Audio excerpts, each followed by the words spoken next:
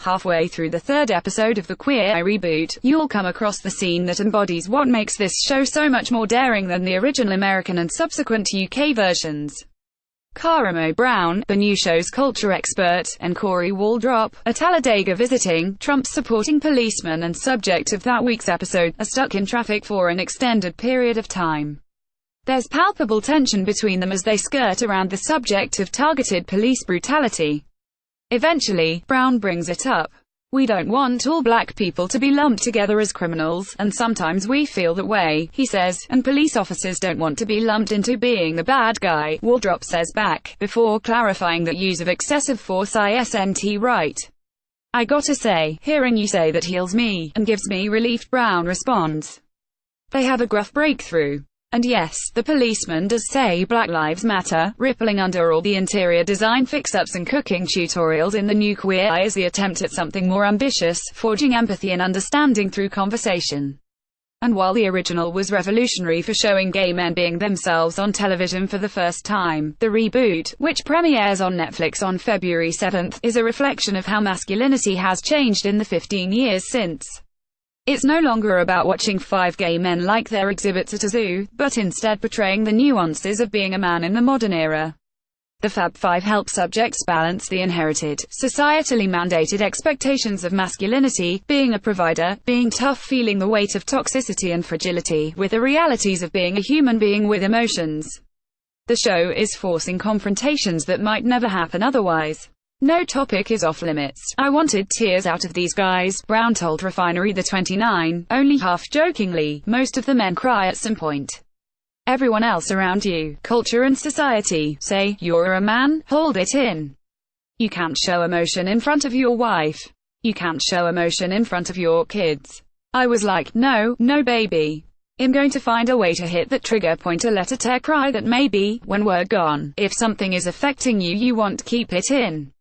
You're going to let it out and express yourself. The very element that made Queer Eye for the Straight Guy so radical when it premiered in 2003, gay men being gay men on TV, is no longer statement-making in 2018. In 2003, LGBTQ individuals were severely underrepresented on TV, as in only 5 characters on TV identified as LGBTQ. But things are different now. In 2017, a record-breaking 6.4% of characters on broadcast primetime American TV identified as LGBTQ. Between 2016 and 2017, more LGBTQ characters were included on primetime, cable, and in TV shows, amounting to 329 characters total. As a result, the Fab Five no longer have to be ambassadors for the entire gay community. They can just be themselves. They can casually mention their boyfriends and husbands. Before, it was like, we're going to make somebody over. We're fabulous gays. Bobby Burke, the new show's interior expert, explains. But now, I think we're really being seen as individuals. As fathers. As husbands. As cat mommies. And so, it's much more in-depth. You're seeing us as real people. Not as characters. To be clear, not everything about the new Queer Eye feels new. The show still features a quintet of gay men, professionals in the fields of design, grooming, cooking, fashion, and culture, lovingly referred to as the Fab Five.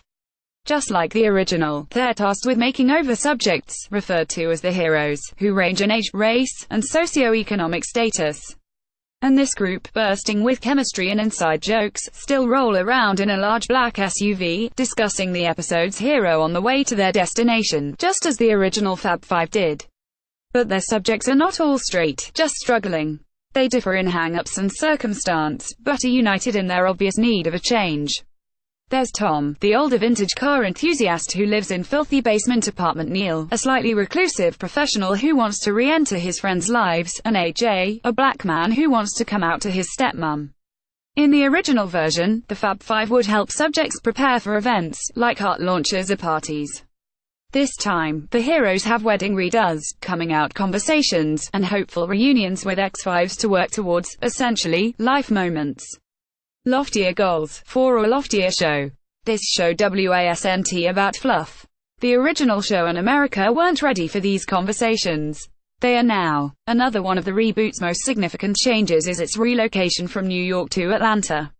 In each hour-long, documentary-style episode, the Fab Five visits a different community surrounding the metro Atlanta region. Whereas in the past, Carson Kressley would take his straight man of the week to a Tom Ford store on a brick-lined street in Soho, France takes his father of six hero to a Target, so he can shop within his budget and develop a sustainable grooming regimen in a bathroom shared by 8 family members. Now, instead of taking his hero to Chelsea Market to learn about cheeses like Ted Allen did, Anthony Porofsky, the reboot chef, teaches men how to cook using what they can find in the local grocery store. Without the luxury of Chelsea Market and Tom Ford a subway ride away, the new Fab Five had to reframe their thinking. In the South, it's about focusing what these people need. We can come in with any skill set we want, but at the end of the day it's figuring out what works for them, Porofsky said. The mixing of Southerners with people from elite coastal communities isn't just about creating a more accessible show with a wider audience funnel. In today's divided America, it's a radical move that harkens back to the groundbreaking roots of the original.